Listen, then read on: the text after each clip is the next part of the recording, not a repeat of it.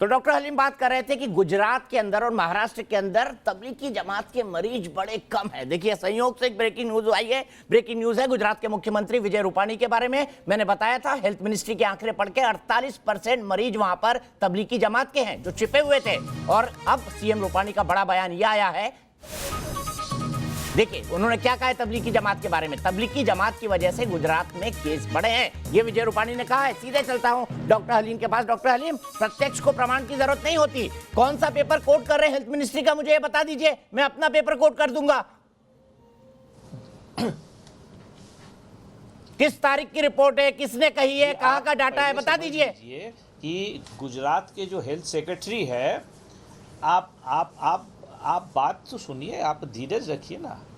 रूपाणी साहब का कहने से तो नहीं जाता। उनकी मंत्रालय के जो हेल्थ सेक्रेटरी ने कहा है कि गुजरात में जो स्ट्रेन है वो वायरस बाकी हिंदुस्तान का वायरस से अलग है, इसीलिए मौतें ज़्यादा हो रहे हैं। इसको बोलते हैं एल स्ट्रेन।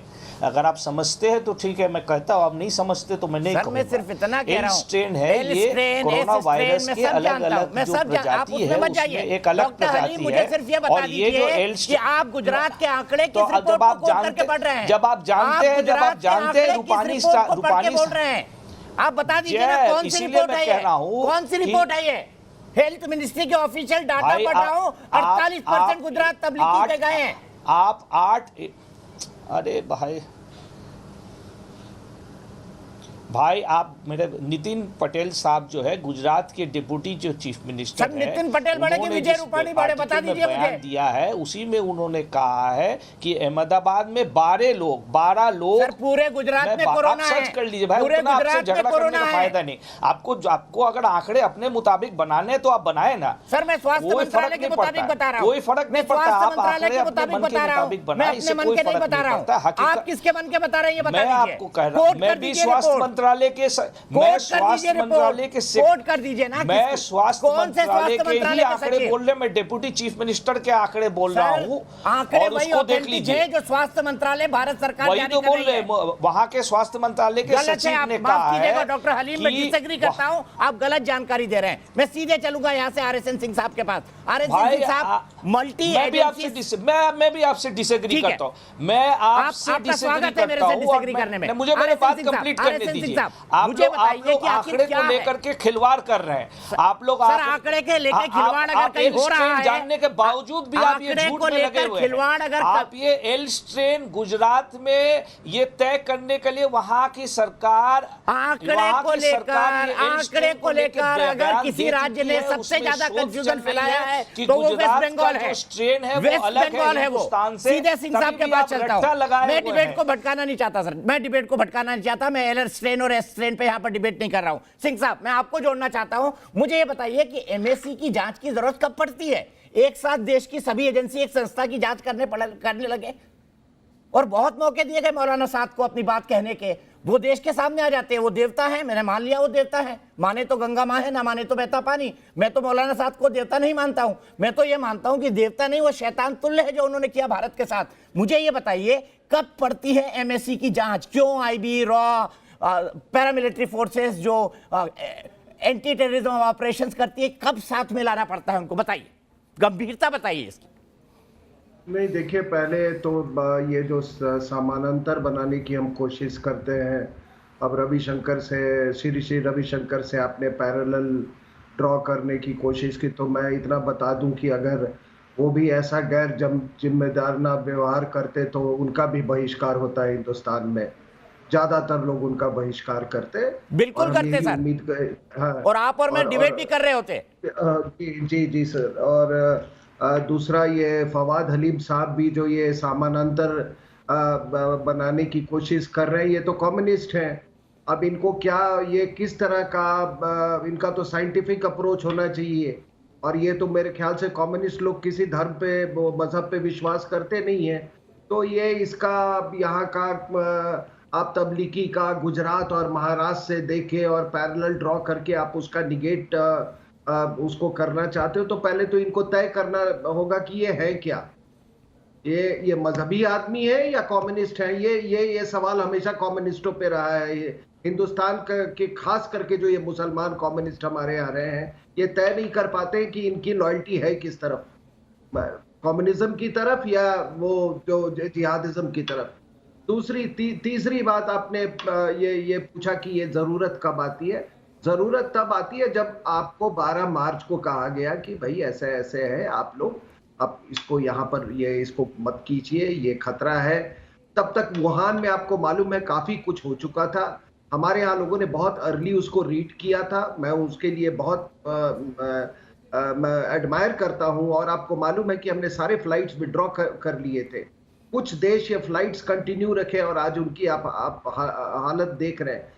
तो ऐसा नहीं है कि जब आप इतना बड़ा इंटरनेशनल लेवल पे 41 देशों से 9000 लोग आपने इकट्ठे कर लिए हैं और आपको यही नहीं मालूम है कि दुनिया में हो क्या रहा है और सारी दुनिया में किस तरह से ये वुहान वायरस ये फैला है। इनको फवाद हलीम साहब को इससे भी बड़ी तकलीफ होगी, मैं बता रहा हूँ, वुहान वायरस से भी।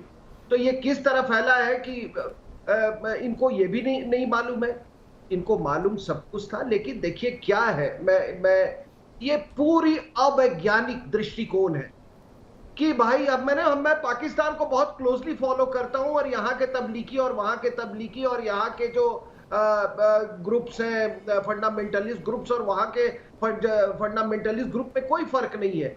उनका यही मानना है कि ये एक साजिश है, ये अमेरिका की साजिश है, ये उसकी साजिश है, ये हिंदुस्तान की साजिश है, ये मोदी की साजिश है। जब ऐसी धारणा से आप चलेंगे तो फिर वही होगा, फिर आप डॉक्टरों को, नर्सेस को, उन पर पत्थर फेंकेंगे, उनको ये करेंगे। अरे साहब कुछ अखबारों को पढ़ लीजिए, लोग लाशें दफन करने जा रहे हैं और दफन करते समय लाशें वो रख नहीं रहे हैं कब्र में, वो फेंक दिए जा रहे हैं। साहब आपके दिल को कुछ होना चाहिए।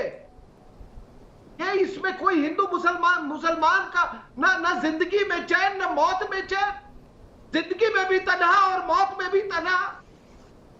कम से कम कुछ तो आपके दिल को वो, मैंने जब ये पढ़ा मुझे इतना दर्द हो रहा है। तो ये देखिए, ये हमारे और आपकी लड़ाई है। ये छोड़िए, ये उम्मा छोड़िए, ये तबलीग छोड़िए। आप हिंदुस्तानी हैं, आप हमारे भाई हैं, ये छोड़िए उनको। आपको मालूम है जिस वेस्ट एशिया के ऊपर में आप लोग इतना, ये जो अभी एक सज्जन कह रहे थे कि वहां पर हमारी धूमिल करने की कोशिश, अरे धूमिल करने को रह ही क्या गया है। आपको मालूम है कि सऊदी अरेबिया का जो इकोनॉमी है वो कॉन्ट्रैक्ट कर गया 6%। इराक में लोगों को पैसा नहीं है, वहां के गवर्नमेंट सर्वेंट्स को पैसा देने के लिए। बहरीन जिसकी आप बात कर रहे हैं 90% डेट में डूब गया है साहब। और मुझे नहीं लगता कि आने वाले वक्त में ये तेल का जो मामला है ये सारा खत्म। और एक बात ये उम्मा वाले ना भूलें, उम्मा के लोग ये ना भूलें कि आज ये बायर्स मार्केट है। कटोरा लेके तेल बेचने वाले घूम रहे हैं कि हमसे खरीद लो। तो हमारा इमेज कोई नहीं धूमिल कर सकता है। इसलिए मेरे आपसे विनती है कि कृपया देश के बारे में सोचें। ऐसा स्थिति ना आए कि कब्र में लाशें दफनाते समय रखी ना जाए और उसको फेंक दिया जाए। बिल्कुल ठीक, बहुत इमोशनल बात कही RSN सिंह साहब आपने। माजिद हादरी साहब, अब तो पिघल जाना चाहिए। अब तो मौलाना साहब को देवता मत बोलिए, देवता नहीं है, देवता होते तो दर्शन दे देते। मैं तो उनको कोरोना फैलाने वाले मौलाना बोलता हूँ, कोरोना फैलाने वाले मौलाना।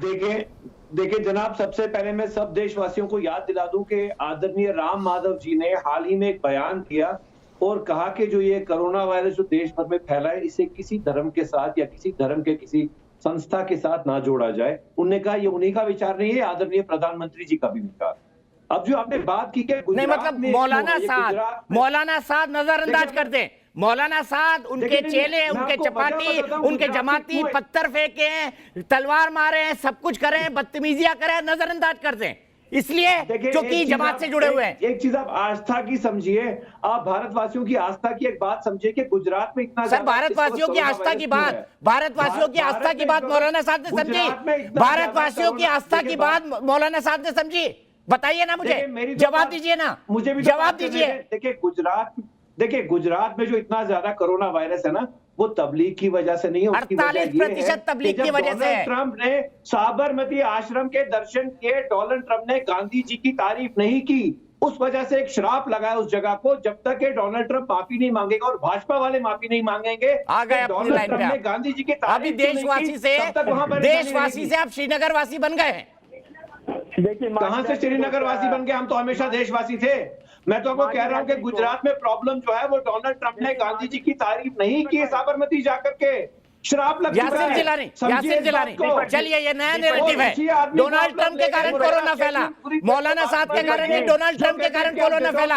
यासिर जिलानी, डेटॉल के इंजेक्शन लगाने वाले डॉक्टर को भारत देश में बुलाते हैं तो ये माजिद हैदरी का मानसिक, मुझे लगता है माजिद हैदरी का मानसिक संतुलन डिबेट खत्म होते होते बिगड़ जाएगा। मानसिक संतुलन उस आदमी का नहीं है जो कहता है कि डेटॉल का इंजेक्शन लगाओ। डोनाल्ड माजिद प्लीज रुक जाइए एक मिनट, सिर्फ यासिर जिलानी की आवाज। को आप देश में बुलाते हैं। अरे माजिद हैदरी सुन लो, मैं जानता हूँ, तुम्हें जानता हूँ, तुम्हारे कश्मीर के हालात को जानता हूँ, तुम कश्मीर में क्या करते हो, किसके साथ रहते हो, सारी डिटेल है। प्लीज चुप होके सुन लो। और तुम कितना मानते हो मौलाना साहब को, ये भी मुझे मालूम है। ट्रंप की चमचागिरी छोड़ते हैं। कितना मौलाना साहब के लिए मंदबुद्धि को आप लोग गुजरात में लाए, श्राप लग गया है। क्या तुम्हारे मंसूबे हैं वो मैं जानता हूँ। तुम्हारे जैसे जितने मौलाना साहब मेरे भाई हैं, आप भी मेरे भाई हो। डोनाल्ड ट्रंप आपके भाई नहीं है? मौलाना साहब भी मेरे भाई हैं, आप भी मेरे अच्छा, भाई हैं। अभी तो आप बोल रहे थे मौलाना साहब आपके भाई होंगे, मेरे भाई नहीं है। सुन लीजिए, मेरे हैं, मेरे भाई बिल्कुल हैं। इसलिए नहीं है कि मेरे भाई इसलिए नहीं है कि मैं झूठे इंसान को अपना भाई नहीं मानता। मैं आदमी, मेरे भाई इसलिए हैं कि वो नफरत नहीं फैलाते। सिखाया है, एक शब्द दिखा दीजिए जब मौलाना बताया साहब है, ने नफरत फैलाई देश में। इंसाफ, एक शब्द जो अनुराग ठाकुर जैसा हो, जो कपिल मिश्रा जैसा हो। भाईचारा, ये इस्लाम ने सिखाया है, ये इस्लाम के वली अल्लाह ने सिखाया है। अरे थोड़ा सा इस्लाम भाजपा वालों को भी सिखा दीजिए। आप तो भाजपा वालों के साथ होते हैं। करारे शरीफ, अरे मेरे भाई थोड़ा सा इस्लाम। अच्छा एक मिनट हाजिर साहब, ऐसे नहीं चल पाएगा, मुझे आपको ऑडियो डाउन करना पड़ेगा, फिर बीच में ना बोले, हम स्काइप पे जुड़े हुए हैं, थोड़ा सम्मान रखें। खत्म करिए अपनी बात प्लीज यासिर। देखिए मैं इनसे कहना चाहता हूं कि इन्होंने कहा कि वो भी मेरे भाई हैं, ये भी मैं उनको भाई इसलिए नहीं मानता हूं कि अगर वो सच्चे होते।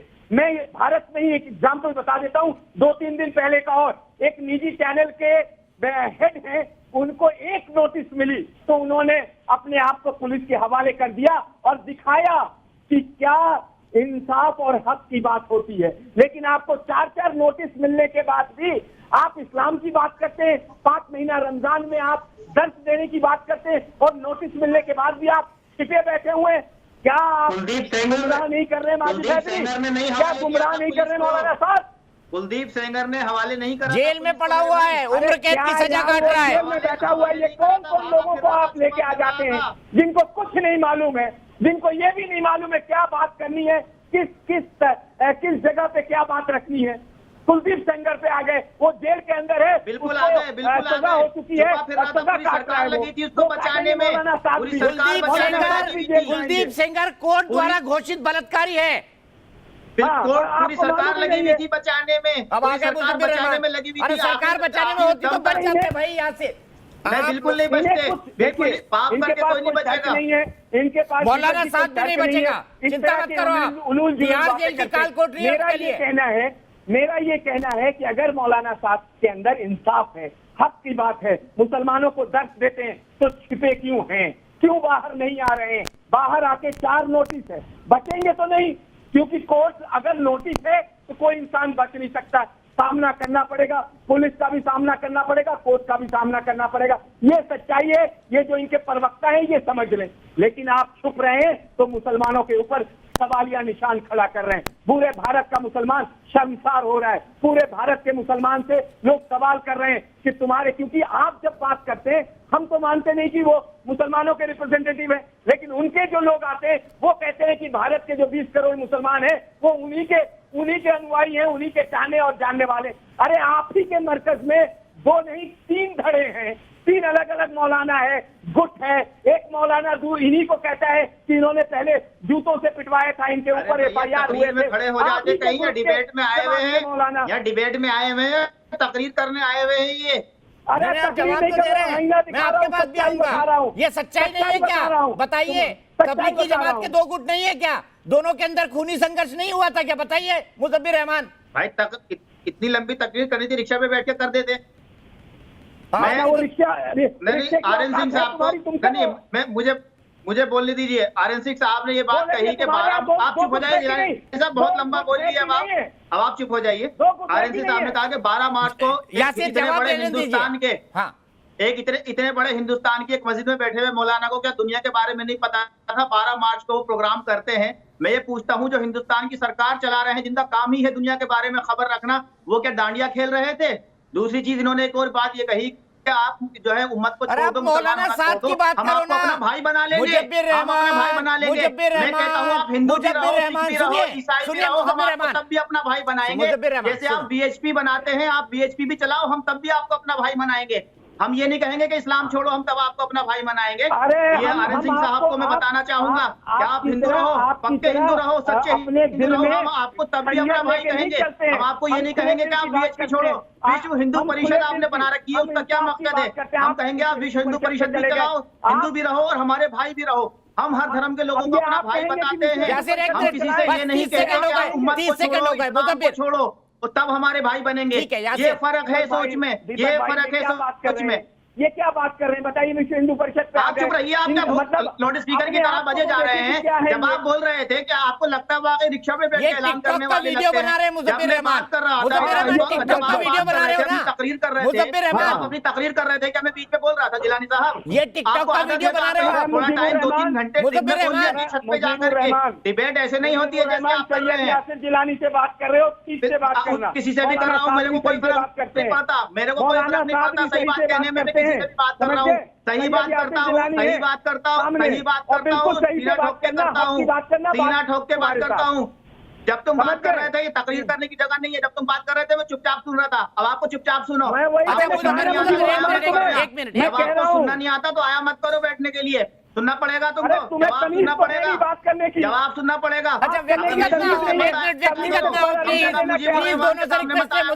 अगर जवाब नहीं सुन सकते तो कम से कम मुजीबुर रहमान के सामने बताया करो। कुछ सर पैर की तो बात करो यार, सर पैर की तो बात करो मुज़फ़्फ़िर, कुछ सर पैर की बात करो। विश्व हिंदू परिषद मौलाना साहब ने कहाँ से आ गया ये बताइए? विश्व हिंदू परिषद आप सुने, इनको चुप करें तो मैं आपको बता दूं। मैं इनको चुप करें 10 सेकंड मुझे दे, मैं आपको बता दूं। चलिए 10 सेकंड दिए, इनका ऑडियो डाउन करिए। अभी आर्यन सिंह साहब ने कहा कि आप उम्मत छोड़ दीजिए, इस्लाम छोड़ दीजिए, हम आपको मुसलमान समझेंगे, अपना भाई समझेंगे। किसने बोला ये? अरे किसने बोला ये? हेलो हेलो हेलो, रिवाइंड करिए अपना टेप। मुज़फ़्फ़िर कान ठीक करो, कान ठीक करो। सिंह साहब को लाओ, किसी ने नहीं बोला ये, किसी ने नहीं बोला। क्या सुनते हैं आप? क्या सुनते हैं? आर्यन सिंह साहब को लाओ प्लीज। आर्यन सिंह साहब, आर्यन सिंह साहब, अपना भाई मानेंगे। हेलो हेलो, आर्यन सिंह साहब, ये सोच में फर्क आपको समझ आ गया?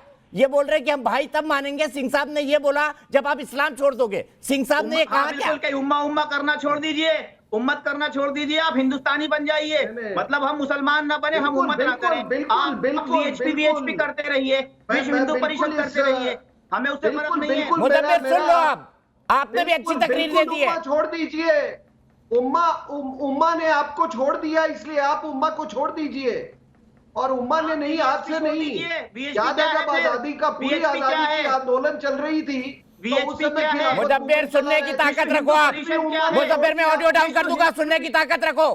तुमसे बहुत बड़े उम्र में ने छोड़ दिया। बिल्कुल, हिंदुस्तान आपके काम आएगा, उम्मा का आपका वक्त आ जाएगा, सवाल कर लीजिएगा मुज़फ़्फ़िर। एक छोटा सा ये मैं कह रहा हूँ कि उम्मा आपके किसी काम का नहीं है। हम आपके भाई हैं, उम्मा हमारे धर्म का हिस्सा है, उम्मा हमारी धर्म का हिस्सा है। और ये उम्मा की ही सोच है, उम्मा का मतलब है वालों की उम्मा की ही सोच है। जहाँ तक मुझे मालूम है, इस तरह का उन्होंने गैर जिम्मेदाराना रवैया अपना, इसीलिए आपने विश्व हिंदू परिषद बनाई है। बिल्कुल, उम्मा हमारे धर्म। अरे सिंह साहब टेक्निकल एक्सपर्ट है, उनका विश्व हिंदू परिषद से कोई लेना देना नहीं भाई। सिंह साहब टेक्निकल एक्सपर्ट हैं, रक्षा मामलों के जानकार है, उनको विश्व हिंदू परिषद से जोड़ दिया आपने। बिल्कुल, जब तक इन्होंने टेक्निकल बात कही हम सुनते रहे। जब इन्होंने बात करी उम्मा की कि उम्मा छोड़ दो, हम आपको भाई मान लेंगे, मैं कहता हूँ आप ये मैंने कहा मेंबर बने रहो, हम आपको तभी अपना भाई मानते हैं। उम्मा आपके किसी काम का नहीं है। उम्मा हमारे धर्म का हिस्सा है। अरेबिया से क्या लेना देना? भाई बंधु मानते हैं। पाकिस्तान से क्या लेना देना? भाई बंधु आपको यूएई से क्या लेना देना? आप किर्गिस्तान से यहाँ लोग को बुलाते हो तबलीगी जमात, हम उनको अपना भाई मानते हैं। आप मलेशिया से बुलाते, क्या लेना देना? आपकी भाषा समझते हैं वो? नहीं, आप उनके तरह दिखते भी नहीं हो। मानते हैं। आप कौन सी भाषा बोल रहे हो? ये हमारी भाषा बोल रहे हो ना? हमारी तरह दिखते हो ना, तो फिर उम्मा क्या? ये देखो, ये बेसिक कॉन्सेप्ट, कुटुंबकम, ये बुनियादी जो बातें हैं, आपके हिंदू रिलीजन में भी है, जिसको आप फॉलो नहीं करते लेकिन हम करते हैं। हम पूरे दुनिया के नहीं, पूरी दुनिया के लोगों को इंसान मानते हैं। मुजफ्फर को ऑडियो डाउन। आरएसएन सिंह बोलेंगे। मुजफ्फर, बदतमीजी की हद हो गई। आरएसएन सिंह साहब क्या बोला और क्या समझा? देखिए, मैं बात, ये पूरे डिस्कशन तबलीगी जमात से शुरू हुई। तबलीगी जमात और देवबंद का जो स्थापना हुई थी वो इसीलिए हुई थी कि 1927 में इनकी हुई थी कि कुछ लोग इन्होंने कहा कि ये अपने हिंदुस्तानी वातावरण से बहुत ज्यादा समझौता कर रहे हैं। नहीं, तो भाई हिंदुस्तान का रहने वाला तो बिल्कुल ये आरएन सिंह झूठ बोल रहे हैं आप। आरएन सिंह साहब आप झूठ बोल रहे हैं, बिल्कुल झूठ बोल रहे हैं। आरएन सिंह साहब आपको कुछ मालूमात नहीं है, न देवबंद के बारे में, न जमात के बारे में। बहुत देर हो गई मुझे सुनते हुए ये बातें। आरएन सिंह साहब आपको मालूमात नहीं है, आप रक्षा विशेषज्ञ हैं, रक्षा के मामले में बोलिए आप। ऐसा है, आज ये दूरी मालूमात के बारे में आप बिल्कुल नहीं बोलेंगे। तो मैं यही कह रहा हूं मेरे कि आप हमारे भाई हैं, आप आरएन सिंह साहब, आरएन सिंह साहब, ठीक है, मैं एक काम करता हूं। मैं मानता हूं आज की बहस अधूरी है, नहीं है आज की बहस अधूरी है। राष्ट्रवादी लोगों को आप जो है जहां जहां जोड़ रहे हैं। इसीलिए तो कह रहा हूं कि आप राष्ट्रवादी है ना, तो उम्मा से क्या लेना देना? ये आपको उम्मा के बारे में कुछ नहीं पता, देवबंद के बारे में कुछ नहीं पता, जमात के बारे में कुछ नहीं पता। जमात का दूसरा धड़ा पाकिस्तानी गुट है, मौलवी साहब का यही इख्तिलाफ है मुझसे। जो दूसरा धड़ा अलग हुआ है वो पाकिस्तानी आतंकवादियों के साथ जुड़ा हुआ था, मौलाना साहब ने उनको अलग कर दिया। यही लड़ाई है पूरी दुनिया के अंदर। और किर्गिस्तान से, मलेशिया से, इंडोनेशिया से लोग आते हैं, वो भारत की संस्कृति सीखने के लिए, भारत में इस्लाम सीखने के लिए। एक मिनट रुकिए, मुझे रोकना पड़ेगा। कासमी साहब, शोएब कासमी साहब, मैं आपसे वादा करता हूं आरएसएन सिंह साहब को भी बुलाऊंगा। मुद्दा बढ़िया है, अच्छी बहस हो रही है, सब चीजें खुलकर सामने आना चाहिए। ये भी जमात का एक एस्पेक्ट है, इसको भी हम समझेंगे। लेकिन आज वक्त इतना ही है। लेकिन सवाल फिर छोड़े जाता हूं, कहां है मौलाना साद? देवता, उनको कहा गया दर्शन क्यों नहीं दे रहे हैं? क्या देवता अपने ही भक्तों के खिलाफ हो जाता है? ये भी सवाल है। और सवाल में हादरी साहब के सामने ये भी रखना चाहूंगा कि आपने सबको जिम्मेदार ठहरा दिया। डोनाल्ड ट्रंप को ठहरा दिया, गांधी जी ने श्राप दिया, ये कह दिया, दुनिया भर की और बातें कर दी, लेकिन मौलाना साहब को जिम्मेदार नहीं ठहराया। बात हिंदू मुसलमान की नहीं है, बात सिर्फ जमात की है, मौलाना साहब की है, जिसने साफ साफ इस देश के खिलाफ काम किया है और ये देश को उसे कभी माफ नहीं करना चाहिए।